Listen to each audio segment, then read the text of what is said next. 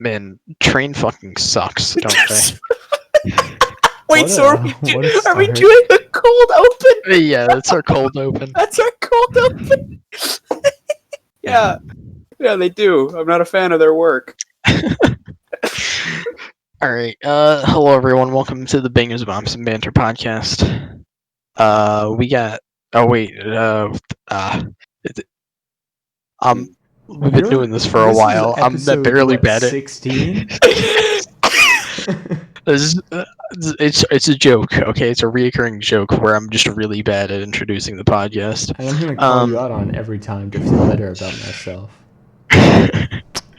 I'm one of your hosts, Joe. I'm here with my co-host, boy Brendan. I'm co-host boy Brendan. Oh man, and we have a guest. I'm the guest. My name is Kobe. I am 20 years old, and I think we're doing this the same way we did last time, where I introduce myself and then I give a fun little quip, which is to say trans rights are human rights. That's Let's my go. Okay. Kobe, 20 years go. old, trans rights are human rights, and I would like to bring up a second fact that I was thinking about on my car ride today, and I couldn't choose just one thing to say. So I wanted to say that one day this podcast will be brave enough to tackle the Chicken Little soundtrack, but that day is not today. Definitely not today. Chicken Little soundtrack. That's gonna... Oh man. One day. It's a hard take lesson. A couple years. One day. If I'm being honest. Yeah. One day we will be brave enough, but that is not a bridge we will cross on this podcast today.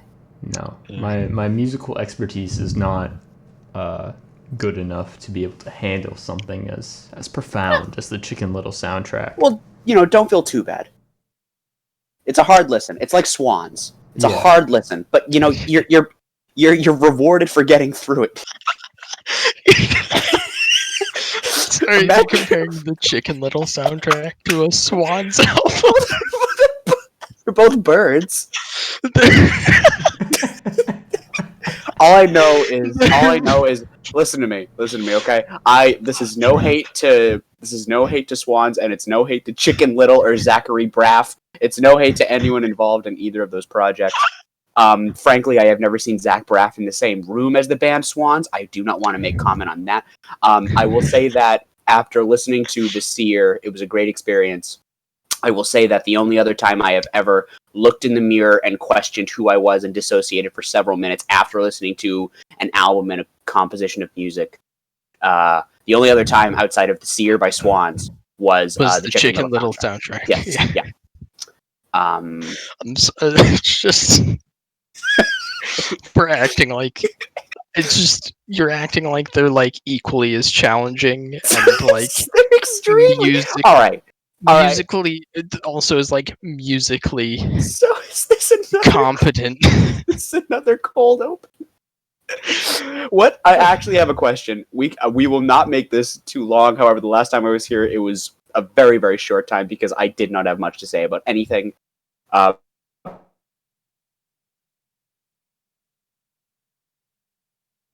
Yes.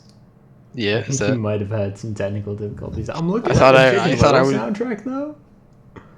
You got bare naked ladies, strong start. Oh God. A question I've been rolling around in my head that I'm glad we have a chance to tackle right now is how big and important and self-interested do you think a podcast needs to be before you start having cold opens in it? Apparently, whatever we are, because that's where we're at, apparently. All right, bro. All right. It's not like anybody listens to this anyways, so. Okay. All right. I gotta introduce the rest of the show. All right, we got some music and movie news coming up next. Afterwards, we're gonna discuss the Gary Numan album, The Pleasure Principle, his debut solo project. Yes, his debut solo project. Probably best known for the song Cars. Why did you just repeat what I said? What? Because there were some technical difficulties. You were a robot for a second there, bud. Oh, fuck. And then afterwards we're talking about Coco, the cool Pixar film. It came out in 2017. It's a Pixar film. Oh, it is. Oh God. So let's get into some music news first. First, some cool stuff. Public Enemy is returning to Def Jam for a new album. Their new album is Nice. called "What You Gonna Do When the Grid Goes Down," and arrives on September 25th. Which is cool. Cool. Very cool. Public Enemy, they're pretty old at this point. I'm kind of surprised. Yeah, they're kind of. I mean, they're on that like transition between Golden Age and gangster rap. Yeah. I want to have more to say about it. I think I'd have more to say if it was Trapped that was coming out with a new album. Yeah, really loving their most recent project, which I believe Headstrong. Yeah, that one. I'm really a big fan of. This doesn't have a next part to the joke, so let's move on to the next bullet. All right. Next, Clipping have announced a new album called "Visions of Bodies Being Burned," and it's a sequel to the previous album. There existed an addiction to blood, which I'm pretty excited for. Yeah, I am also pretty excited for. Absolutely. Considering it's also releasing around Halloween time, so we gave some Perfect. spookiness, some scariness. I'm really excited about it. The way I understand it, it was meant to be a companion piece. They wanted to dispel any rumors because the turnaround on these two albums was quick because there existed an Addiction to Blood came out like a year ago, year and a half. Yeah. Like, and that album's great. They're really it's an amazing album, and this one is supposed to be similar in sound and in concept and story or whatever, and it's meant to be like right alongside. It's a companion piece. It's a sequel companion piece type thing, and it's super exciting, huge. This is something I'm actually excited about. Like not like no hate or anything. It's just I don't listen to Public Enemy. I do, however, really like Clipping. Yeah. All right. Next we got some depressing news. Big depresso. Power Trip's lead vocalist Riley Gale has died. Unfortunately, Power Trip is a Dallas-based thrash metal band. I'd highly recommend checking out their 2017 album Nightmare Logic. It's a really great thrash metal album. It's pretty unfortunate that this happened. I feel like this has happened a lot in 2020, however. This year keeps taking artists away from us. It's really crazy the amount of people that we just keep on losing. Like, I'm sure we're going to cover another major passing later on in movie news. However, it just we keep having people, and it's just so, I hate it. It's so stupid. This year sucks. I hate it. Yeah. It's unfortunate. Next, so the RNC that happened. Oh, it sure did. Ooh. This isn't music news. It is. So, if you watched the RNC, I'm sorry if you did. It ended with the original version, the Leonard Cohen version of Hallelujah. Oh Jesus Christ! Did it actually? Yes. Oh God. The Leonard Cohen's estate denied the request to play it, though. Oh my God! And they're gonna be suing. This man keeps doing this. This isn't even the first time he did this. This is just like most political events do this. Oh my God. They just use music without actually caring if they have the rights to play it. Which is holy shit. Why would he play Hallelujah? I don't get it. Why would he play that? It's a song that old people like, and that's their target audience. Is it because of like the religious nature of the? Because it's not. I think it's kind of like inspiring, sort of. If you've. It's a bitterly depressing song. It's not religious or uplifting. Well, if you've heard, I assume you've heard Jeff Buckley's version. I love Jeff Buckley's version. Yeah. I know the original there's a lot more instrumentation in there. Probably again. I guess that's fair. But yeah. I just like when I think, hey, political campaign, I don't think, hey, a song about love and loss and like the nature of what it means to be hurt and harmed and what abuse could look like. Like I've never really, that's what I take from that song, obviously, but I've never thought, yeah, let's spice up the end of this Republican National Convention with a song written by a guy about like. Oh, I think there's some I don't know. technical I really difficulties. think it's just because that song appeals to like their target audience. So Yeah, let's makes get some sense. fucking Headstrong up in the RNC. Yeah, I wish, man. dude. Can you imagine if Trump walked off stage to Headstrong? He pulls out a fucking motorcycle and just like does a backflip off the stage. I don't like him, but that'd be amazing. That'd be fucking amazing. Oh man. And then finally in music news, the VMAs happened. Does anyone care? They did? No. I didn't even know. Yeah, I saw they happened. I don't know anything about it. We got winners. The winners. Do we want to go over the winners? Let's do it. Okay. Video of the year was Blinding Lights by The Weeknd. That was a pretty good video. I don't know if seen people. that video. I've seen parts of it, I think. It's cool. I don't know. Okay, cool. Artist of the year is Lady Gaga. I haven't listened to her new Whoa, album. it's good. It's a good album. Yeah, I'll listen to it eventually. You listen to so much music, but you haven't do. listened to the Lady Gaga album. Like, Nope. I don't get it. Have you listened to the Weeknd album either? I have listened to the Weeknd album, yeah. Oh, okay. Song of the year is Rain on Me by Lady Gaga and Ariana Grande, which is disappointing because you have Megan Thee Stallion's Savage nominated, and you also have The Box, which is a banger.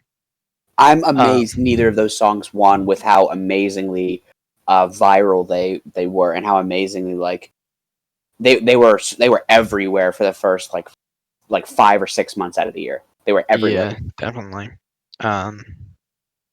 So yeah, but, you know, I guess like I can't get upset because like who gives a fuck about the VMAs? Yeah, Well, the VMAs. I don't understand why the VMAs exist when the Grammys do too. Like, I don't know if that makes me sound kind of like, you know, I don't know if that makes me sound posh or elitist or whatever, but like I don't get why they both exist. Well, because the VMAs are like MTV and the Grammys are some other organization. Yeah, I mean, it's like how there's the gold. It's like how there's the Golden Globes and the Oscars and the Emmys. Yeah. Yeah, there's a whole bunch of different awards. The Emmys are TV, the Oscars are movies, the Golden Globes are both, I think. Yeah. Yeah, but I don't they're know. all different companies, I It's believe. just weird. We just like really love giving hand jobs to actors and artists, and I love actors and artists, and they're wonderful people, and I'm a very big fan, and I'm irrationally attached to several of them. However, it's just there's so many. Like Trapped. Yeah. Like, oh my god, the fact that Trapped doesn't win Album of the Year and Song of the Year every year, I think they deserve a fucking Nobel Peace Prize for Headstrong alone. Oh my god. They really do. You do. Best New Artist, presented by Chime Banking. Thanks for that, but Best New Artist is Doja Cat. Good for her. Oh, good for her. She debuted in like 2017, but whatever. She also did some not so good things. Yeah, but no one cared about her until like this past year. Well, I mean, Yeah. some like maybe racist stuff. Oh yeah, no, that shit's not great. Honestly, it really probably should have been someone else. I don't know who else was up in the award. Roddy Ricch was up. Okay. We have Louis Capaldi, who shouldn't win. Jack Harlow, who I have heard of in passing and haven't listened to. He's a rapper.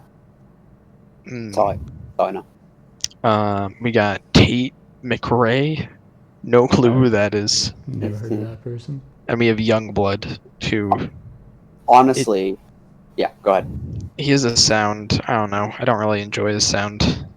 It's very it's very sanitized, like emo punk or Hell pop punk. yeah! I know Brendan made a joke at the offset about sick ad read. I'm so kind of out of it when it comes to what is currently popular in music for the most part that you said an ad read at the beginning, and then you read several of the names like Tate McRae, and I was like, are we doing ad reads this whole time? Like, Oh who- no, the best new artist award is presented by Chime Banking. and co-opted by Tate McRae, I'm assuming. I don't know if you can I- co-op something if you're nominated for it. I don't know who Tate McRae is. That's my point. I don't None know. of us Like, do. that's not a comment on Yeah. him. I'm sure he sounds like a nice guy. I mean, I've never met a good or a bad Tate, so I'm not going to Or- comment about that. But Never met the It's a Tate. girl. It's a girl. seems like a lovely lady. Sorry, that was me. I didn't realize that either. Don't worry. Tate, if you're watching this, and I'm sure you are, I'm sorry. Thank you for your support, Tate. We appreciate it. We have appreciate you, Tate. I'm sorry. we have best Latin. It's just best Latin. Wait, just best Latin? That's the They took a category. look at all the Latins, and they're like, you're the best Yeah. one. It's a really ambiguous choice. Maluma No one won knows how to that. do it. Who did? Maluma. He with collaborated a with song. Madonna on the new Madonna album. Wow. Yeah. This is a solo No, song. he's done though. other This is- things, but Yeah, this is his song, Que Pena. I don't know what that actually means. So it's a white something. Best direction. What the fuck does that mean? They're choosing between the One Direction guys. we all know it's Zayn. Damn. I couldn't tell. I couldn't tell if I cut out. Yeah. Okay. Hmm? The best direction is best directed music video. Oh, my vote was for Harry Styles. We got. I don't know, Harry Styles did not win. Taylor Swift won it with The Man that she directed. Good for her. Yeah. Best collaboration, it's the same as the best song. It's the Lady Gaga and Ariana Grande song, Rain on Me. Whoa, who could have seen that coming? Where the fuck did they nominate Beautiful People by Ed Sheeran? Like, what? Should Ed Sheeran be allowed to be up for awards anymore? Like, if we're talking about quality, he probably shouldn't have ever been up for awards, but Hey, he had that there's one no song hate. when I was. He had that one song when I was in middle school that was good. There's no hate towards Ed Sheeran. He's just, like, not He's not really great. a standout artist. He had that one song when I was in middle school that was really good. That song A-Team. That song's great. I'm serious. You're joking. I'm fucking on God about this one. You go. Like, he has a better song off that album. The Travis Scott song on that album is actually fire. Oh, I haven't heard the album, bud. I've heard A-Team, and then I stopped listening to music for a couple months because I was like, "This is it, bro. This is all I need." That's all you need. It's peaked. That's it. This Ed- is when music peaks. And Ed Sheeran, if you're watching, I love you, and I'll be there for you, bud. I've never heard. I would say 98% of your music, but I'm there for you, bud. I'm glad you're being supportive. Yeah. Next we got Sure, best hip everyone hop. needs it. Just best hip hop. Megan Thee Stallion with Savage won that. I'm Oh, good pretty for her. happy with that. Yeah, she's had a good year. The other nominees, we got Bop by DaBaby, Godzilla by Eminem, Life is Good by Future, The Box, and also Highest in the Room by Travis Scott. So actually not that bad. Decent nominees. I don't know. I am just not very a fan of popular. some of those songs, but that's me. Well, I don't really like Life is Good, but like that's kind of, I don't know. That's kind of it. I don't like. I guess I don't Highest. like Godzilla. I don't like Highest in the Room. Godzilla's solid. Godzilla's a I solid mean, it's the song. best song off that album. It's got a probably. really good hook. What is your Ah. opinion on DaBaby? The baby. He's so one-dimensional. He is. DaBaby, That one dimension yeah. is very entertaining for me, but I understand why people say that. Basically, DaBaby, I think, has a ton of potential as an artist. He just has not realized that. There's like songs where he's like coming close. Yeah. Like I think it's Intro off of one of his that came out last year. I didn't like love that song or anything. I think it's on Kirk. Yeah, Intro. I didn't like love that song. I think the production's pretty meh on it. But like he showed so much more depth as an artist and growth, but he just hasn't done that. Like he hasn't gone through with making more interesting songs. Yeah, and he kind of does just have one flow. Yeah. And it's a really catchy flow, but Oh, yeah. it's the only one he really uses for the most part. He makes very, very good music for people who really, really, really like listening to music and that they can be in their car dancing to. And this is not me shading anyone who likes his music. I like his music, to be honest with you. This is not me throwing any sort of hate towards those people. But he makes music that is very good. He makes, how can I describe this? He makes hip hop music to relax and zone out to, you know? Yeah. And that's not bad because like I said, I like his stuff, but I do understand why people are not his biggest supporter, especially people currently in this call who are very, particular about their hip hop music and their music in general. Yeah. All right. I'm gonna only go through select ones for now because like they're getting into like awards where it's like what. Like I guess I'll mention Video for Good, which was won by her for video I Can't Breathe, which that's good. Good job. Chose the good one. Best R&B is The Weeknd with Blinding Lights. That's not R&B. What would you classify that as? Pop. Okay. It's very much pop. I'm very confused. That's not. Alright. I think Let them misclassify their genres, okay? They do that a lot. Show. They can do whatever they want. They just do it to black R&B. artists, though. Ooh. Like it's always just like, oh, this artist is black. They make R&B music. Yeah. Like, "Cause I Love You" by Lizzo. It's not really.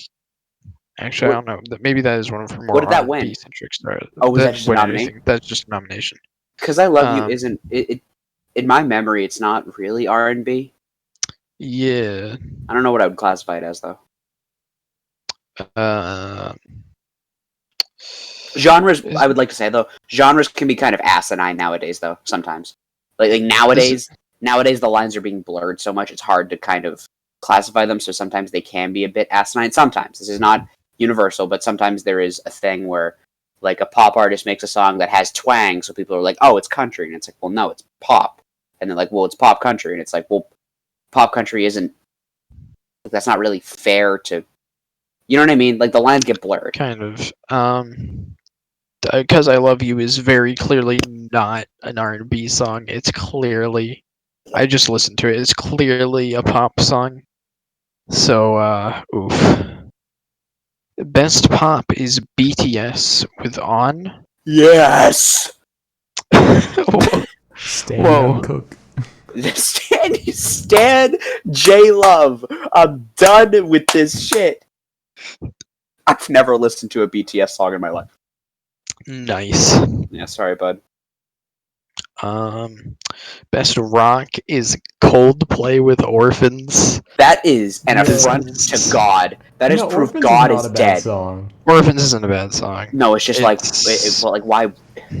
I don't know. What were the other nominations for that? Actually, these are some awful nominations. Blink-182 with Happy Days. Stop right there. Christ. Stop right there. Green Day with Oh Yeah. Hold on. Stop right there. I'm serious with it. Stop for a second. Okay. Blink-182 needs to be nominated every year for I Miss You and All the Small Things, and that is a fact.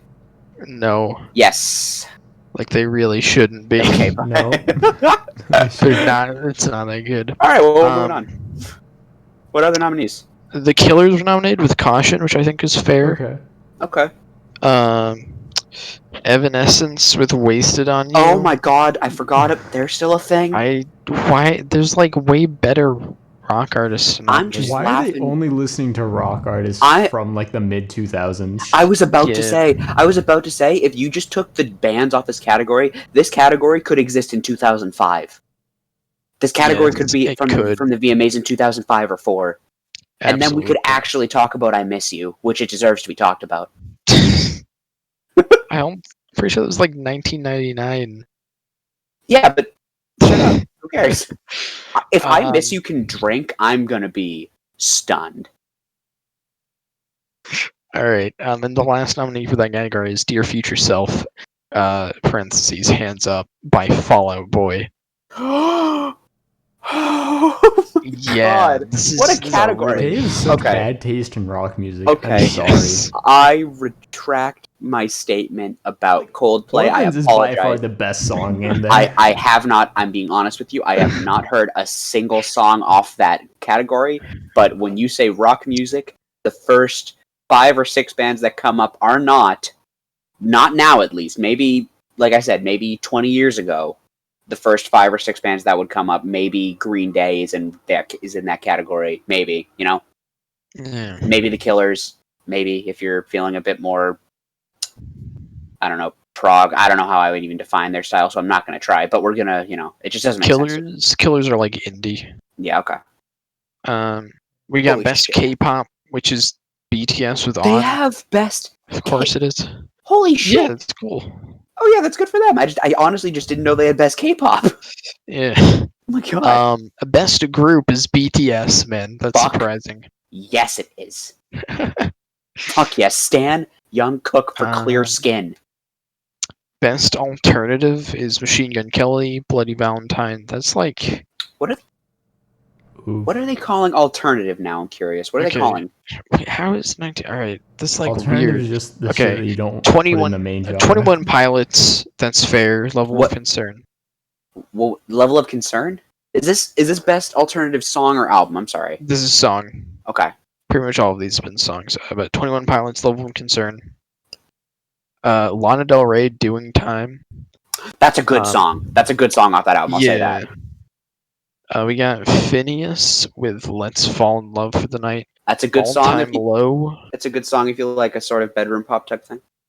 All Time Low with Some Kind of Disaster. And 1975 with If You're Too Shy, Let Me Know. 1975, their newest album is rock, though, right? They change up their genre. They change up their genre with a lot of their releases, I think. So it's hard to say.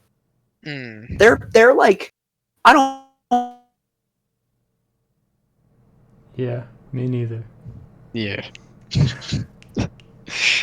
Are there any more? No. Okay. Just move on. I'd say. I think that's more coverage than the VMAs even deserve. Oh my god. Honestly. All right. Let's move on to movie news. Probably the most depressing story in movie news. Chadwick Boseman has passed away, which is really sad. Apparently, he was diagnosed with colon cancer in 2016. So he's been doing all of like the Marvel movies and everything while having colon cancer, which is, man, it's impressive. Yeah, it's what's crazy about him is I would watch some people talking about him in the wake of the news of it happening and stuff. People would talk about it and they were like, he didn't complain about it once, he didn't make mention to it. That's why it was so surprising to everyone, because it wasn't known. Like when someone's battling cancer, especially a celebrity, and especially now when we're so connected as a planet, really, like when someone has cancer or a disease or COVID, even like you know it's a thing, right? Like you know that someone has it. But like it was just I was completely caught off guard. I did not know he was sick, and it was not apparent by the way he worked and the way he was out in public and stuff. It's just crazy. Yeah, definitely. It's impressive that they kept it a secret this long, and it's really unfortunate. Like 43. 43 is just 43 is disturbingly young. Like disturbingly young.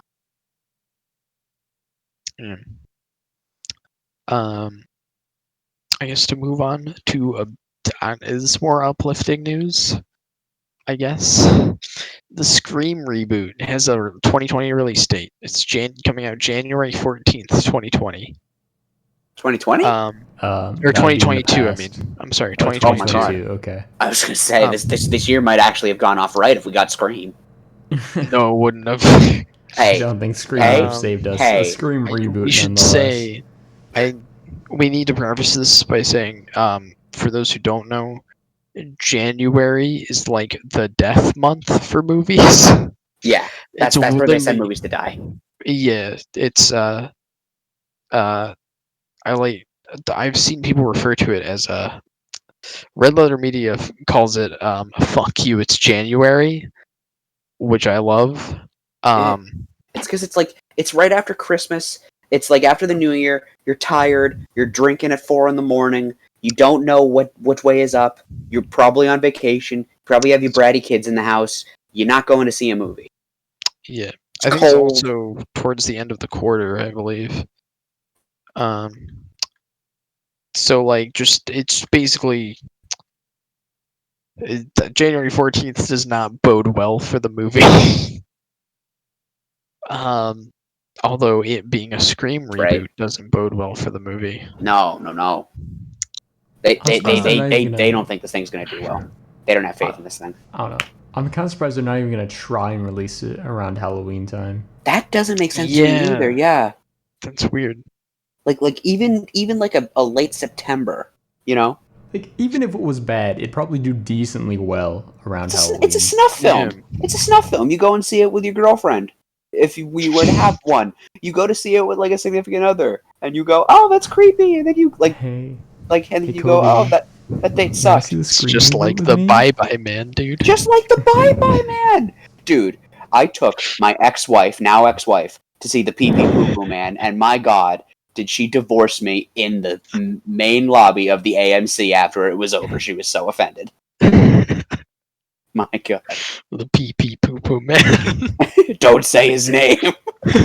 Don't say it. Don't think it. They must have known that shit was going to go downhill as soon as they called it the Bye Bye. Like, on God, that movie in concept is interesting, right? It's like Bloody Mary if it was a lot it doesn't grittier make and any weirder. sense though. Why would you call it the Bye Bye Man? It doesn't make any sense though. Like the killer doesn't. He makes no Call him- sense. You could call Why him would he- anything, and it would make more sense. Why would he? No, but why would he kill people if he wants his name to spread? Like what? I don't know. I mean, it's urban legend. You know, it's urban legend. I think it's kind of like how Slender Man. You know, you steal his kid's paintings in the woods, and then he comes and gets you. But people always come in and get the paintings again. You know. Yeah. And then like you could have called the Bye Bye Man anything, and that was a failed concept when they called it the Bye Bye Man, which made it a meme, which means it was never going to be taken seriously and shit. You could have called it anything. You could have called it fucking like, I don't know. You could have called him like Farfel. You could have called him the Farfel Man, and it would have made more sense and probably done better. I mean, it's still the Bye Bye Man still like profited. Oh Jesus! Let me quickly look up. How many times did we just say the Bye Bye Man? A lot. Should he So be it had a killing us? Enough for budget. me to zone out. It had a budget of 7.4 million, and it made almost 30 million. So Brendan, if you're editing this, you can cut. Edited this. You can cut the the fucking 30-minute discussion we just had about the Bye Bye Man out of this podcast. No, I think it would actually be funnier to leave it in now that you mentioned that I should cut it. You should absolutely cut it. You should Well, cut I me. would You should say- also cut me saying cut it twice. Or just cut out the thing and leave in you saying cut it. Leave. The podcast starts on you being like, cut this. Yeah, if you need an intro, hold on, wait. Everyone be quiet for like a second, and I'll come in with cut it, and you can use that as the intro music, okay? No. No, come on. No. All right, fine. Cut that shit. All right, cool. I got it anyways. All right, we can move on now. All right. This isn't really movie related. I just thought it was really funny. J.K. Rowling has returned her Human Rights Award. She got a refund. Yeah. I didn't know that. Wait, why? Because she's a turf. Oh no, she's awful. She's She's awful. But like, why did she think she should? Let me see. Like I said at the beginning of the fucking show, trans rights are human rights, and all my homies hate J.K. Rowling's turf-looking ass. And I love Harry Plopper. I love me some Harry Potter. It's getting to be Halloween and Christmas. That's a great time to watch it again, and I'm probably gonna because I now have HBO Max. Thank you, Brendan. But I think J.K. Rowling fucking sucks because trans rights are human rights. However, why did she do it? So basically, so it was given to her by Robert F. Kennedy Human Rights Organization, and they denounced her for her being transphobic, and she's like, "I'm gonna give this back." You really showed them, JK. You really showed them. Yeah. Oh my god. Good job. Ain't this the bitch that fucking wrote an essay about why transphobia should be allowed? Like, ain't that her? Yeah, she wrote like a manifesto essentially. God. People are like, "Oh my god, please stop." She's going off the rails. And yeah. God, you just made my night so much better. That's amazing. You're welcome. And then lastly, So great. in movie news, Netflix, they unlocking some things for free viewing. So if you want to view some movies, not very good movies, but some movies for free, you can. What You movies? can watch the first episode of Stranger Things. Okay. You can watch Bird Box. Okay. You can watch The Two Popes. Any Two Popes fans out in the audience today? I bet your fucking grandmother's excited for Two Popes. Get this part of the podcast on where we talk about the Two Popes. Get her in here. There is a Jennifer Aniston and Adam Sandler comedy called The Murder Mystery. Yo. There's a film called movie for next week. That's not Wait, what why? No. Why is it a comedy but it's called Murder Mystery? That feels like 'cause it's an Adam Sandler movie. He like tries to parody stuff, and he's so funny. Didn't they have that? What else have they been in together? Is it 50 First Dates? Is that what I'm thinking of? Probably. Okay, let's not talk about Adam Sandler anymore. There's a Spanish language movie called Elite. I think it's called Elite. I can't tell because it looks like both L and I are capital I, or like the L's lowercase, and I can't tell if the I. It's Elite. I'm just gonna say it's Elite. If I'm wrong, whatever. Okay. Fuck it. We have the movie When They See Us. Yeah. Okay. There's Love Is Blind. The movie Grace and Frankie, and also the documentary Our Planet. So yeah, if you somehow don't have Netflix or don't have a friend who has Netflix, Somehow you can watch some movies. There's a couple okay options in there. Bird Box is clearly the best movie of those. But yeah, wow, and that's it for news. We spent quite a bit of time on the VMAs, but sorry about that. Some would Don't say worry. too much time. Probably too just much. the right amount of time on Trapped, though. Yes. I think we don't talk about them enough. Is this a good time to announce that this podcast is becoming a Trapped podcast next week? Yes. It's Okay. only Trapped from now on. Guys, from now on, we are rebranding. From now on, the Bop Stop will now be called Trapped in the Nut House. That's our new name. All right. All right, it was a bad joke, and we can move on. We got through it together. It was like pulling a tooth. Let's Ooh, talk Gary about the Numan. album. Gary Numan. Brendan, you recommended this, correct?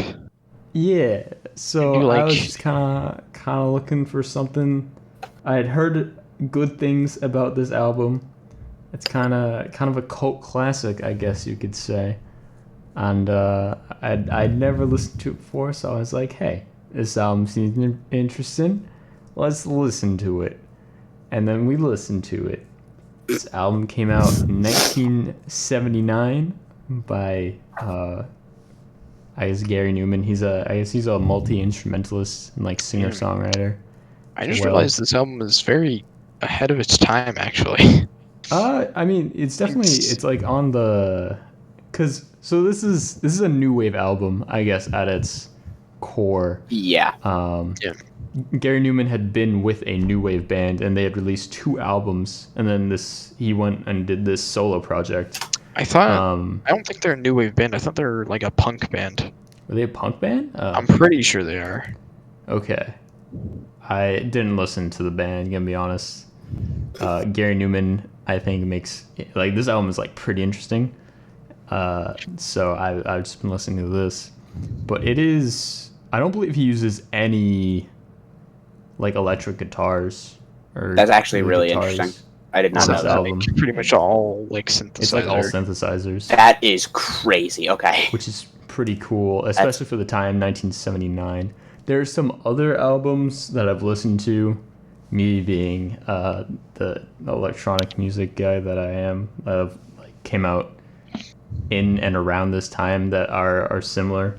Although this one definitely has the most like pop appeal, like you said, Cars and like Emmy, are like there's some pretty big hits off this album. So very cool to see that. I mean, he's generally remembered as a one-hit wonder for Cars. Because of Cars. But wasn't there another song that was a hit off this album actually? I forget which song it was. There's another song released as a single, at least I know. I don't know if it was actually it probably charted because that's usually the case with one-hit wonders. Is they actually have another song that charts. It's just no one remembers it. It might either Metal or Emmy, maybe. Yeah. Not sure. So yeah, what do you boys think of this album? Brendan's the synth pop guy, so he should go first. Oh boy. I don't know. I think I wouldn't call this album synth pop. I'd call it new wave. Okay. Yeah, it's fair enough. Definitely think it's new wave. I mean, Yeah. synth pop is kind of came out of new wave. It's kind of a grandfather version of the synth pop sort of thing. Yeah, it's kind of weird because generally you think of new wave as like combining rock and disco, and there's not really much rock on this album, but it's still in that new wave sound, definitely. But it's pretty cool, I think. I definitely like how he was able to create like a lot of these sounds, and this is something like there are other bands around this time, like I don't know, Kraftwerk and like Yellow Magic Orchestra that are sort of doing the more wacky electronic stuff. But I think this album's like pretty catchy for a lot of it, honestly, and it's very accessible, which is really cool. Like even Conversation, for example, which is a 7.5-minute track, is still very, very like danceable track and easy to get into, which I definitely found myself enjoying that aspect of this album quite a bit.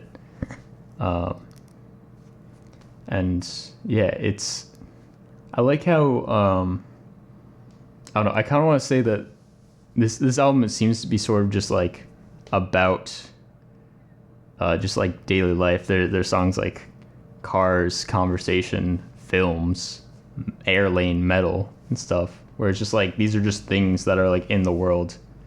They tend to be more, I guess, technologically centered things, and because of that, it kind of reminds me of like the vaporwave aesthetic, where I mean vaporwave is obviously being nostalgic for this aesthetic, but I don't know, just very cool to see that.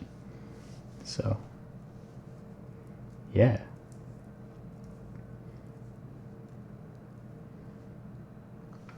Anybody else want to talk?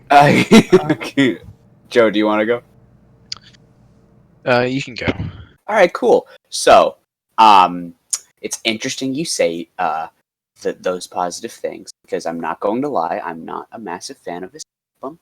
All right, so I'm not a massive fan of this thing, and I think it might stem from synth pop and new wave not really being my genre of choice when I'm listening to albums. You know what I mean? Yeah. I thought it sounded kind of. There are some tracks on here, and I'm sure once we get deeper into it, we can go on a track by track discussion like we did last time I was here with Gawk. But outside of a few tracks, I found some of them to be kind of boring, kind of repetitive for me, and it's probably because I don't have a trained ear with these synth albums, so everything just kind of sounds like, it's like, okay, it's a synth with a beat to it and stuff. You know what I mean? Like, I can't describe it in a better way than that, I guess. That is not to say I didn't enjoy certain tracks off this album.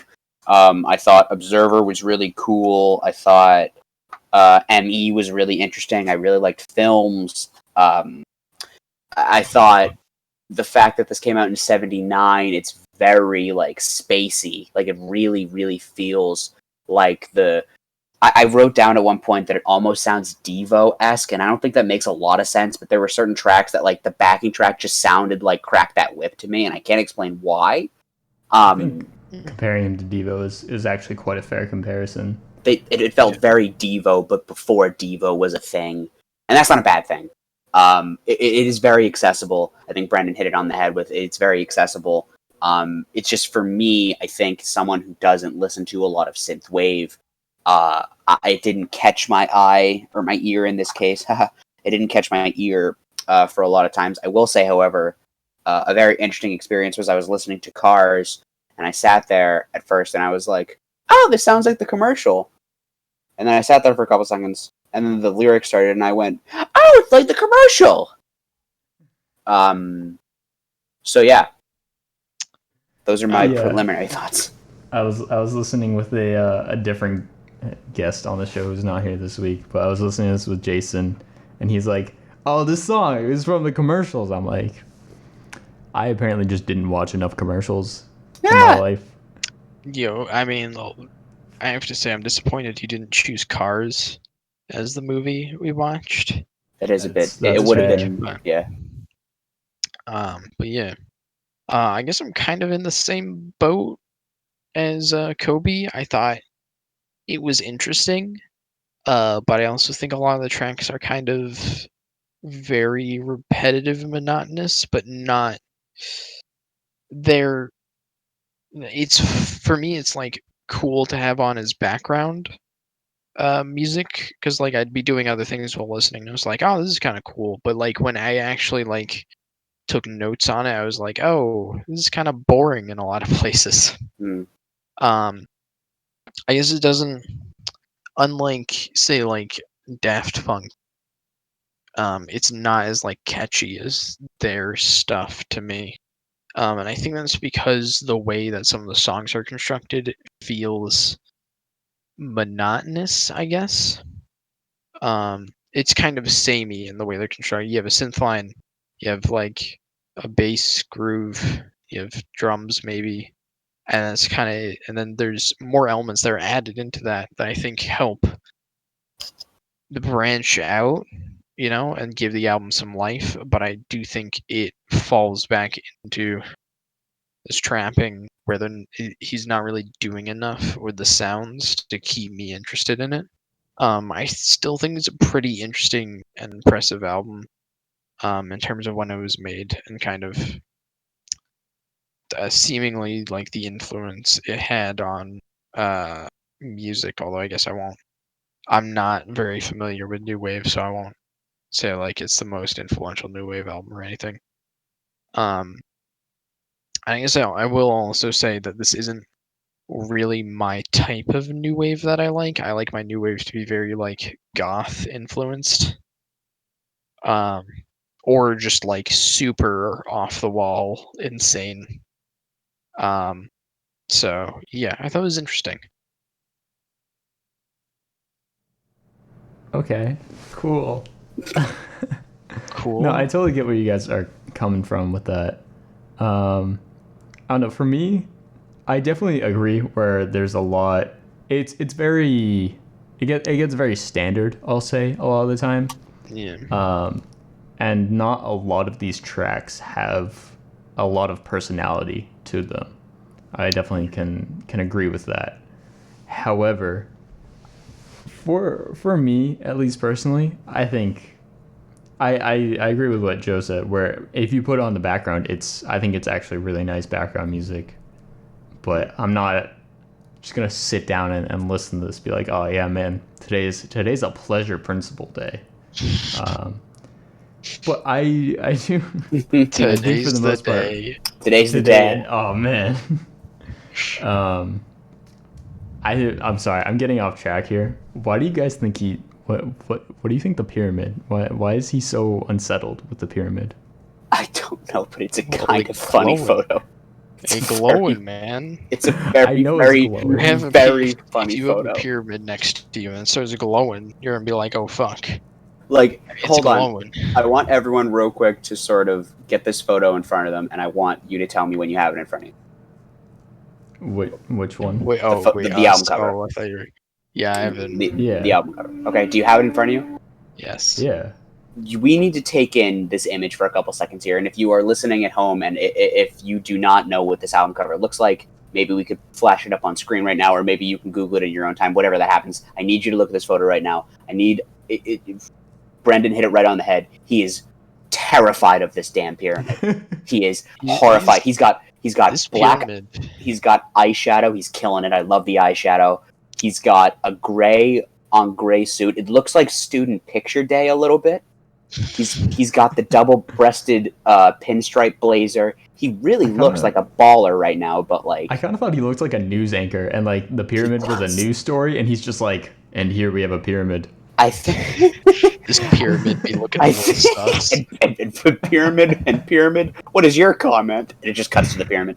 I think I don't want to undercut what Brendan was about to say, but I think in response to I'm his, the one who brought us off track. So I think his comment on what's the deal with the pyramid. I think this came out in '79, and when I was doing what minor amount of research I did on Gary Numan, because I had never heard of this man before in my life, I think.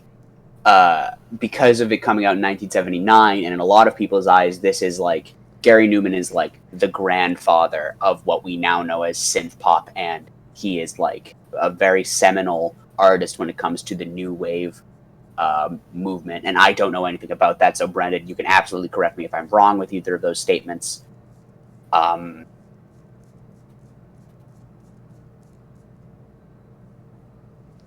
Continue. We may have lost him. This is unfortunate. Okay, no, he's back. Did I lose you? I'm sorry. Where did I leave off? This is happening again. You were talking about how cool Gary Numan is. I was talking about how cool Gary Numan is. So, like I said, you can disagree with me, or you can like correct me if I'm wrong, Brendan. But he's like a seminal artist in this movement, right? He's well respected for his influence, I'd say. Yeah. So, I think he had such influence on like what we now know as synth pop and new wave, like a Daft Punk to an extent, and you could even argue The Cure if you want to go in the opposite direction with it, right? But I think if we want to understand why he's so terrified of this mysterious technology, I think the mysterious technology and the mysterious idea he's looking for is this album that we're about to listen to, because he's like, dude, I just stumbled upon some fucking profound ass shit. Wait until you hear Cars. You know what I mean? I don't think that's what he was going for, but you can certainly interpret it that way. Okay. I think he just found a cool possible. pyramid. Listen, that pyramid is cool, and his eyeliner and his like fucking eyeshadow is off the chain, and his suit and his fit is crazy. It is funny, however, how terrified he is of this pyramid. There's not even a song on here called Pyramid or like, geometry or triangles or like, anything geometric. It's literally just him being terrified of a pyramid. Like, why? Gary, what's the deal? I want a one-hit wonder, and the one hit is just triangles. That'd be beautiful. Anyways, I guess we should get a little bit back on topic. I don't know how much more you guys have to say, but as I was saying, I think I think a lot of the time, yes, it is standard, but I think a lot of the time it works out well. Definitely, I've listened to some of his contemporaries that I mentioned earlier, and I think they make more attention-grabbing music, I'll say, and stuff and they definitely branch out a bit more and experiment a bit more, and I definitely appreciate that. But I don't know. I think for the most part, this album is just a collection of really solid songs. I think. I mean, there's nothing. I mean, there's a couple songs here that I think are like really fun. Like I like Cars. I like Emmy. Metal. I really like as well. Conversation Observer. But the rest of the songs are just mostly they're good. But I can't like complain too much about this album. I guess is what I'm trying to say. There's nothing that he does like really wrong, I think. So. Yeah, I think I think my main mistake was listening to this album head on and only focusing on this album while I took notes instead of listening to it kind of while I maybe was like, cleaning or writing something down or reading or something, you know what I mean? Yeah. I think it benefits from that because it is, and I don't mean this in a sort of like negative way. It's Oh no. Oh no. It's okay. He didn't mean it in a negative way, so that's good. I'm glad. It's it didn't end up being for me. However, some tracks on here that I thought were really good were the song Films. I wrote down that it was really groovy and the rhythm guitar on it, which I am now being informed there is no guitar on this album, which is amazing. More so, but the rhythm on it goes nuts. I thought it was a very compelling track after it kind of started off kind of slow for me. I thought Emmy was great because I thought it sounded different. I thought it was kind of glam rock-esque almost in a way. Observer, the riff was really cool. I love the strong guitar on it. It was spacey, but it had a groove to it. I don't know why Conversation is 7 minutes long. It kind of brings everything to a screeching halt after a couple really good tracks in the middle. And I thought Engineers was a really engaging track right off the end of it, too. Yeah,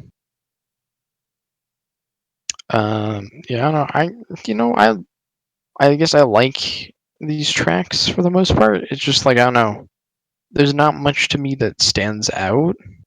Like, I guess I like Complex. Like the violins on that track I think are really nice. It has kind of like an alien sound to it. Which is cool. I also really like Emmy. There's like this. Like Emmy has more of a groove I found, and also there's like this plucked like ukulele or something in the background. At parts of it. I don't know what instrument it is, but it sounds really I think nice. It's another synth, but is it actually preset on a synth? This man Gary Numan brought synths. This man Gary Numan brought in a synth and then brought in another fucking synth. Fuck. And I mean, Cars is Cars, and it's great. It's Cars. How can you not like Cars? It's a car. And I could be referring to either the song Cars off of this album or the 2006 hit Disney Pixar movie Cars. And you'll never know which I'm talking about. Oh, we know. We know, bud. Don't worry. But yeah.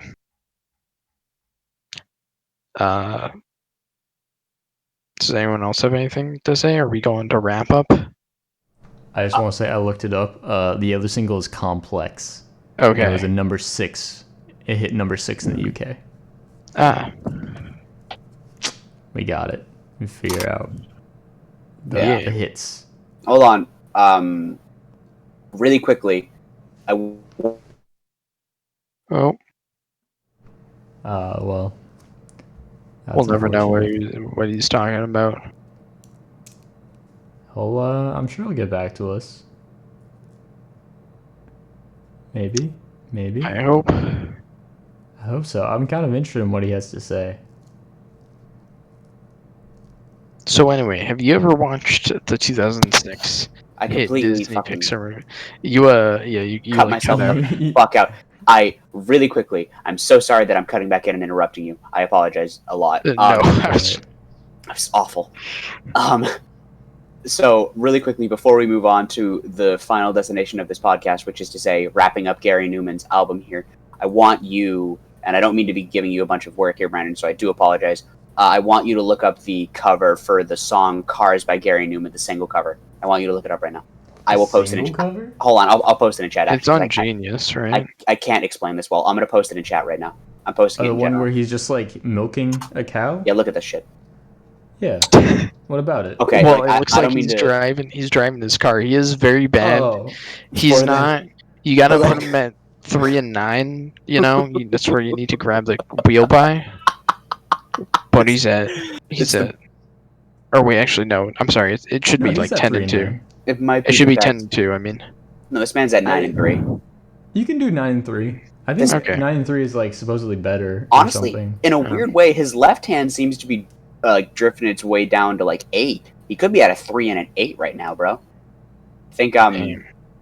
I don't mean to be giving you a bunch of work, Brandon, in the edit, so you don't have to edit this in. But I think for my friends at home, whoever may be watching this, all my my Newman heads out there, want you to look up the cover, the original cover of the song "Cars" by Gary Numan. Just hit "Cars" Gary Numan and then hit the images, and you will understand why this is arguably the best image that God has ever put on this earth. Because my right. God. All right. Let's go to You're very conclusion impressed with then. this. I love that fuck. I don't even care. I guess we'll wrap up now. Who wants to wrap up first? I'm probably the most positive on this album. I like it quite a bit. So I don't know. I just like a lot of these songs. They're pretty cool, I think. I mean, yes, they're pretty. They can be a little standard. Yes, they're a little repetitive at points, but I don't know. I like them. I definitely like them. I'm at like an 8.5. Whoa, okay. Whoa, you're like, I kind of like this album a little bit. 8.5 out of 10. Like I said, I really don't have many problems with this album. Like I don't know. Okay. This album's pretty good, I think. All right. Personally, I think there's some interesting ideas, and I definitely understand kind of it's definitely kind of breaking new ground, but it's really not the type of new wave that I enjoy, and I think it gets very monotonous at points. I think it's interesting, worth checking out. But for me, it's like a 6 out of 10. I think it's cool, but not, not amazing. Yeah, I'm in a pretty similar boat to Joe. I think it's probably because I'm not the biggest fan of synth pop or synth from 70s and 80s. It's not really my thing. Not hugely, I'm starting to get into it a little bit, trying to listen to Talking Heads, trying to listen to The Cure, trying to differentiate these sounds. I think it's an album that if you're into synth, you should listen to it because it's all done in synth, which is impressive on its own. But I think it is kind of repetitive. It's kind of spacey, which didn't really do it for me at a lot of points. It kind of felt of its time because of how spacey it was, and maybe that's a me thing. It did feel a bit repetitive, but I think if you're kind of if you love doing long car rides, in the sun, and synth pop really does it for you when it comes to just, zoning out and getting into that space you want to be in, then hell yeah, check out Gary Numan. Go ahead and check out the album cover for Cars by Gary Numan, because my God, he's milking udders, bro. I'm at a 6 out of 10. Cool. That was quite the wrap up. I want to mention this album isn't entirely synthesizers. Okay. Credited, at least based from Wikipedia, there's bass, viola, drums, just general percussion, and violin as well. Whoa. As synthesizers. Awesome. Oh, and piano, I guess. All right. How much time would you say we spent talking about traffic this week, and how much more do you think we should do? Anyway, Coco, 2017 movie, 2017 Pixar movie. Brendan, do you want to introduce it? I guess. Oh, Coco. I don't know. I guess I'll explain it. Give a brief plot explanation. So this boy, Miguel, he hates his family, but his family loves him. So he runs away, and then he fucking dies. And then his dead family is like, "Hey, love your family," and he's like, "No." So he runs away from his dead family, and then he meets his real family, and they're dead, and he's dead. And he's like, "Oh, I love my family," and then he comes back alive, and then everything's good. I get a feeling this review is going to go over You're very really well. terrible at these summaries. Listen. Oh, by the way, to give spoiler alert Also, for it's in Coco. Spanish. Yeah. Spoiler alert for Coco, Yes, by the way. it's well. Did you watch the Spanish one? What? No. Okay. Brendan watched Telemundo. Okay, so the only one there's parts in Spanish. Okay, one thing. I don't know. Because I was listening to this and I was like, oh yeah, I get Spanish. At one point, Hector calls Miguel gordito, which means it kind of means like fatso. It means I little guess. fat. It means little fat boy. Yeah. Yeah, but like Miguel is like not. Miguel is skinny as fuck, bro. I wish I was skinny as Miguel. You are, aren't you? No, I'm not. You are. Did you see Miguel is a skeleton. What? That's a fair point. Yeah. He's got a round face though. Brendan, this is not guess. good. This is not healthy behavior. This is like, do you have anorexia? Like, No. Why are you calling Miguel gordito? Come on. Are we gonna get into a discussion about this on the pod? Are we leaving this in? Alright. I should have asked my Spanish friend what chamaco means. That was the only one I didn't know. Chamaco? I assume it just means like friend or something like that. Chamaco means. I think it means brave guy. I don't remember. I'm gonna look it up. Hold on. BRB. Alright, I'll actually summarize the Kid. plot. It just means chamaco just means kid. Yeah, bro. Okay. Okay, do you want me to actually summarize the plot? I mean, I guess we can. So basically, Sound really upset. Miguel, he a kid, he family, don't like music, they've banned it. It's banned. Fuck you. But he dreams of becoming a musician, like his idol, Ernesto de la Cruz. Who Who got killed by a bell. yeah, Idiot. it's kind of really funny, honestly. Yeah, hold the L. Hold that L, bud. And he ends up, basically, in trying to prove his talents, he ends up in the land of the dead, and then goes on an adventure to try and get back to the human world. And still be able to yeah. play music. Yeah. And he meets a colorful cast of characters along the way. Yeah. Including his real dad. And by real dad, I mean real great-grandfather. Yes. Yeah. His real dad. Yes. Yes. I mean, so Hector is a father figure in this movie. he is. Yeah, absolutely is. What did people think of Coco? I really like the color in the movie. Yeah, that's like the thing. I think there's. Oh wait, is Brendan? No, that's Kobe. Oh, that's Kobe. Okay. Oh, Yeah. it's me. I really love the color in the movie. Like in the Land of the Dead, it's like, oh, whoa, that's some beautiful animation. It really is. I also- love the intro and like when the like sheets of paper are just like waving in the wind. That animation looks so good. That So part is impressed. cool. I don't like the exposition. I don't like the exposition. I think it looks good though.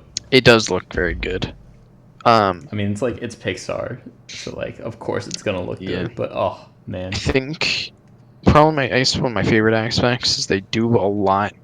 The character designs, because they're skeletons, they get to do a lot of visual gags with them being skeletons, which I think is really cool. Yes. When like people like you can detach people's bones and body and stuff. I think it's really entertaining. Definitely the best part, or one of the best parts for me. No, the best part definitely their representation of Frida Kahlo. Oh, Yes. love that. She's great. So there's a papaya. I'm just like yes, yes. Man. Yeah. No, you Yeah. I apologize. I just like completely. Were you done? I apologize. Oh, you Colby, can go. Go. Speak your mind. Okay. Well, going into this review, based on what I have already heard discussed about this movie, even before we got into genuine opinions, I can tell that I'm going to probably be on the outside of this one to an extent. I am very, very fond of this. I've rewatched it several times. I think it's great. I think to start, I love that Pixar isn't afraid to make this movie kind of sort of mature. I wouldn't call it dark and macabre because it's not, but I would call it mature. Do you know what I mean? Yeah, it deals Like, with like themes of death and people not fading only does it away. deal with like it deals with death, it deals with like forgetting, it deals with like it does a really my favorite thing about this movie, and it's the way they describe the final death, where dead people in the land of the dead can die again when no one on Earth remembers. Like, Yeah. Pixar has done that thing of, family matters and family values, and like, you should remember where you came from, but you should always keep an eye towards the future. Like, they've done that trope 1,000 times, you know what I mean? Like Yeah. a bunch. It's in like almost every Pixar movie. Every Pixar movie. Like, a lot of themes here are repeated, but the things they do different in this movie are A, this movie is colorful, B, this movie has a new perspective on it because it's taken from a Spanish Latino family, which is amazing. I love that. Yeah. The music's amazing in it, by the way. But anyways, I think the way it handles a very, very mature topic of forgetting and leaving a legacy and leaving this plane and then leaving the next plane too, I think it handles that very beautiful.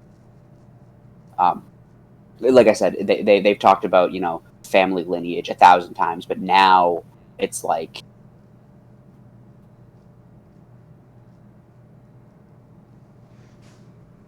Yeah. That was my favorite part of the movie for sure. Was on top of course, like how beautiful it is, which we've already spoken about. The music, like I said, is amazing. All the performances are strong. I think I think plotline wise, it's Pixar, but more interesting, I should say. I guess. Yeah. It's interesting that you bring that up, where the plotline is. You say it's Pixar, because for me, I don't know if other people get this. This movie kind of reminds me. The most similar Pixar movie to this movie, in my opinion, is Inside Out. Yeah. I don't know. Maybe Yeah. that's because they're just 100% recent agree. or Yeah. But the idea of like the kid going out on their own and sort of figuring out themselves, I guess, and also like what their surroundings and what meaning that holds to them. I just found that to be very similar between the two movies. But I think Inside Out actually like approached that topic in a much more interesting way than Coco did. So I don't know. That was just like something that I thought of, I guess. Okay. I don't know. I just find, for me, like, I think the story is enjoyable. Again, it just feels kind of formulaic for Pixar in terms of like it. For the most part, it feels like you know exactly the story beats, with the exception of like. I guess I didn't quite call the story beats, but a lot of them I was like, yeah, this is what's gonna happen.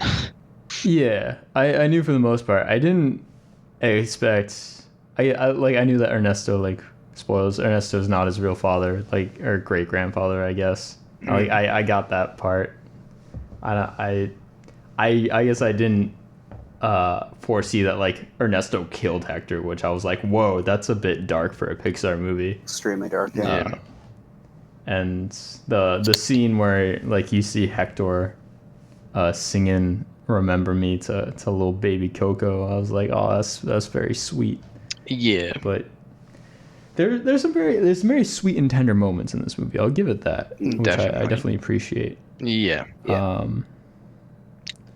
I think if I can touch on something real quick though, I think Brendan had a comment a couple seconds ago where he said it's similar to Inside Out in the idea of like kids going out on their own, and I think you said Inside Out was less formulaic the way they did it, and they approached it from. I definitely think. Yeah, I think Inside Out was far more interesting, their approach. I think that's fair because that's totally fair. But I think like Coco wasn't finding themselves in sort of that whole like kid running away aspect. Inside Out is about Riley and her, that's not what we're going to get into right now. But I think the point is Coco approached it from a more Pixar formulaic angle in terms of the kid running away trope, because it's not meant to be a major part of this. It's like a major plot device, and it's a plot accelerator, but I would not say it's as pivotal to the plot that that he ran away as is with Inside Out. Do you know what I mean? That's not really. I see what you're saying, and that's not really what I'm going for. I guess what I'm trying to say is Miguel is coming to terms with who he is. Yeah. Right. And part of that is, and he's doing that through his family, I guess, his dead family, and his adventures there. And I don't know. For me, I guess it's just like not as interesting. I guess. That's fair. That's what I'm trying to say. That's fair. But I think that's totally fair. Inside Out's a great movie in its own right. It's just a different movie than this. I think it is a different movie. I think Coco was. It's becoming more and more apparent. I was more positive on this movie than you guys were. I think. I think this movie is really good. Don't get me wrong. It's really beautiful in a lot of ways. I think, and I honestly like. Another thing Brendan said too is the scene where, again, spoilers, Ernesto is revealed to have like poisoned Hector. Like, I saw that the first time and I was like, holy shit, whoa, Yeah. Uh-oh. The ending of it, the something I've seen brought up in like online circles when people talk about this movie is that it's a very good movie and it does its own thing exclusively, and then it gets to the end and it's kind of just another Pixar movie. Which I can see as a reasonable complaint, but it's also like, I think it's.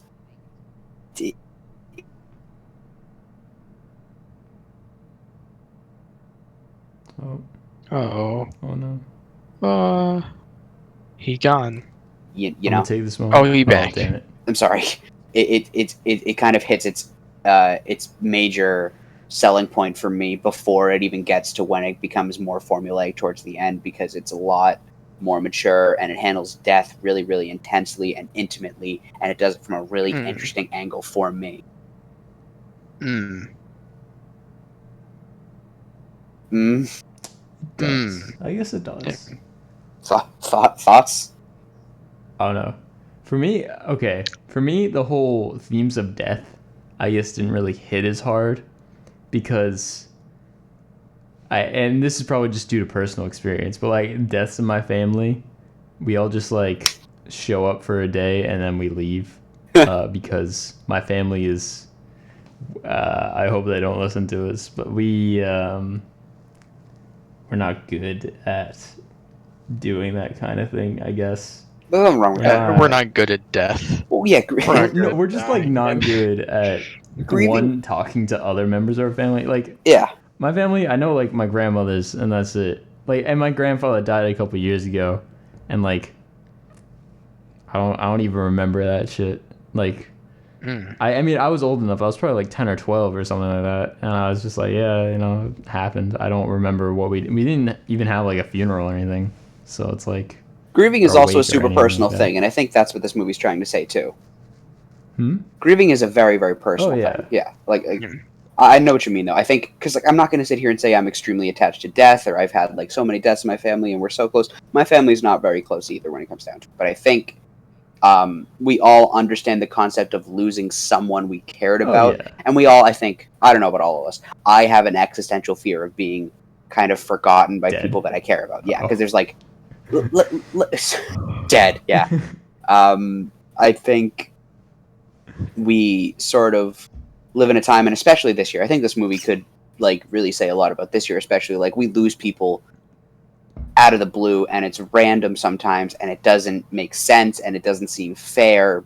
And I don't think this movie's trying to make this huge grand statement about like, live while you're here because that's all you know. I don't think that's the point of this movie at all, but I do think it has a very interesting take on death. I think thematically, I think it is trying to say you should be proud of who you're from, and you should be proud of heritage and stuff, which is fair. And that's a great statement to make. And it's not inherently unique to Disney, but the way they do it is interesting for me. Okay. I get that. It's for me like the whole family thing. The way they approach it, I think is interesting. It doesn't resonate with me though. I guess just because of like my upbringing. That's reasonable. Hmm. My family celebrates Dia de los Muertos every year, not because we're Spanish, but because we just think it's cool. That's culture appropriation. That's fair, and it's also a joke. I would like to say right now that was a No, joke. I know. The cultural appropriation police are gonna fucking murder Cody. Kobe. Cody. I'm sorry. I'm sorry. Well, I guess I'm safe then. Kobe. All right. Good. Don't worry. You're Get safe. him. Get him, You're Cody. Get him. Names are like the worst thing for me. I got it. Don't Someone worry tells me their name, and then I'm like, wait. It's okay, Roger. I get it. Oh, thank you, James. Joel. Yeah. Okay. Anyways. Okay. I want to say one thing. Well, it was a bit of a silence moment. Kobe, you're probably not gonna get this. But the song "Remember Me," every time they sang it in the movie, I just got reminded of Maria 62 by Tropical Fuckstorm because I love that song and I love that album. So totally different song, like totally different meanings. All right. But yeah, Sick tropical. Bring up Tropical Fuckstorm. Sick Tropical Fuckstorm reference, bro. Yeah, dude. Nice. Nice. Excuse me. Any songs you get reminded of while watching this movie, Joe? No. Wow. No. Maria 62 by Tropical Fuckstorm. I think of Tropical Fuckstorm 1,000 times a day. That was a joke. Good. No, not really. I don't know. Just me then. Tropical Fuckstorm. I honestly I saw Tropical Fuckstorm once somewhere on like my recommendeds or something, and I was like, that's not a real band. And then I looked them up and they were real, and I was like, that's a real band. It's a real band. They're real good too. Yeah. Would recommend. Anyways, Coco. Yeah.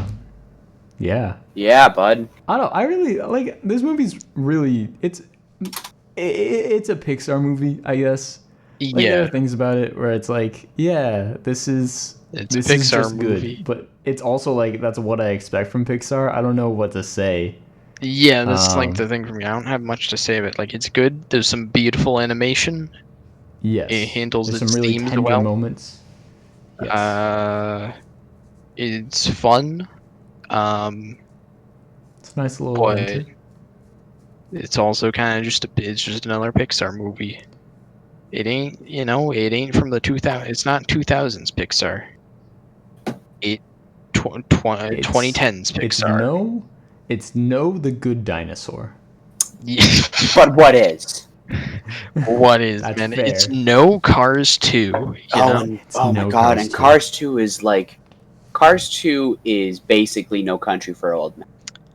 Dude, Cars 2 is kind of like the Trapped of movies. Cars 2 is the Empire Strikes Back of the Cars franchise. Stop talking about Trapped. Okay, can we make it a thing? Because I do want to come back on this podcast in the future again, because I have a great time whenever I'm here. Can we please make it a thing that we talk about Trapped every time I'm here? I mean, you can talk about Trapped every time you want. Oh, Jesus. Yeah. Yeah, but it doesn't matter unless I'm talking about it with you in this exact situation where I'm forcing you to edit hours of me talking about it. It'll be like 2 years from now, and we're just gonna put up a Kobe talking about Trapped compilation, and it's gonna be 5 hours long. Yeah. It's just talking about the one song by Trapped I know. It's just 10 hours of you saying headstrong in different contexts. Oh man. I say it in my daily life, honestly. I mean, who could forget Trapped's other hits, like Still Frame, Echo, what? Love-Hate Relationship, Lost Realist, all the classics. No one remembers any of them. I only know Headstrong. Okay, real quick, and this is totally not related to anything. There are a shit ton of members of Trapped. I will give you $1 for every member you can name without Googling it. Current member, go. Okay, Chad. One of them has John to be named Smith. Chad. No, weirdly. No. No, weirdly. None of them are named Trap either, which is weird. Is one headstrong? No. Take you on? It's like No. Headstrong to take on anyone? No. Pink Floyd songs, like, oh, which one's pink, except it's which one's headstrong. Okay, we're gonna stop talking about Trap now. The lead singer is named Chris Taylor Brown, which is awful. I don't know why it's awful, but it's awful. It's very white. Yeah, that's two. Taylor is just like such a white name. I don't know. 2 first names and then a color. Fuck new metal stocks. New metal is awful. All right, let's move on. Not. There's some good new metal. Slipknot, they're fire. Slipknot, bro. Slipknot's amazing, actually. Slipknot has two. They have 2 albums that are worth it. No, they don't. They got some good shit. The rest of the albums I will pick singles off of, but I guess that's fair. only self-titled The Nile. first 2, oh. Bro, Yeah. don't get me started on Korn, Linkin Park. Don't get me started. Korn's got some decent stuff. I don't know. It's obviously never been my thing, but I was never into it when it happened either, so that's not fair. All right, that's because you never got turned on to the best new metal band, Limp Bizkit. If I hear okay.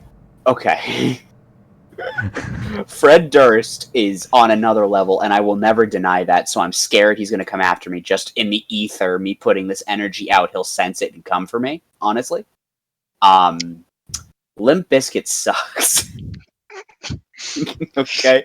And Fred Durst is going to appear behind me because I put a negative energy out into the universe, and he's going to hex me, and I know this. Yeah. Honestly, I almost, when you said Limp Bizkit, I almost said Sugar Ray, more like Sugar Gay. Haha, who said that? Then realized that's not what band he's in. He's in a band, ironically, called Sugar Ray. What were we talking about again, Coco? Speaking of Fred Durst, we need to watch The Fanatic for one of these podcast episodes. Anyway, Coco. Mark McGrath. Do we just want to wrap up? Yeah. Yeah, we're getting too off topic, so we shouldn't talk about... Mark McGrath is from Hartford. Okay, anyways. Fuck Connecticut, bro. Fuck Connecticut. Anyways. It's never given us anything good except for Mark McGrath and Triple H. It doesn't sit right that they're from the same state. It doesn't sit right. Okay. Let's move on before I start crying.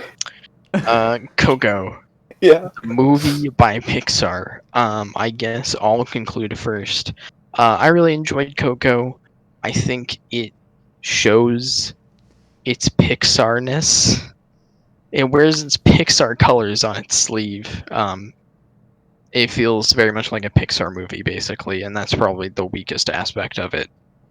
It's just it feels kind of like that, but it's compared to maybe some other recent Pixar movies, it feels so much more creative because of the visuals and everything going on. And I think it also deals with very serious themes that are handled very well. So I enjoyed it. I think it's pretty good. Worth watching. I'd give it a 7 out of 10. Whoa. Yeah. I'm in very much a similar boat. It's a Pixar film. It's got some cool colors. There's some very, very sweet, tender moments. But all in all, just like kind of a lot of things that are to be expected, I'd say. I am also at a 7 out of 10. I think... Oh. What an unfortunate turn of events we've had. Yeah.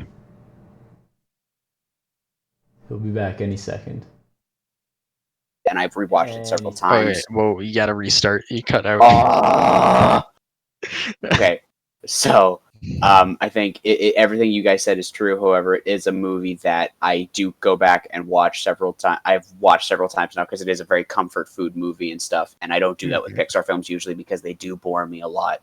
I think it's great. I think it's beautifully done. I think it's handled and acted well. I think it's pretty. I think it's kind of smart in its way. I think it has really good music. I think it has interesting comedy that didn't make me cringe, even though I'm now a 20-year-old man watching a children's movie. I've kind of gotten lukewarm on it. Pixar movies they're not children's movies, okay? Yeah.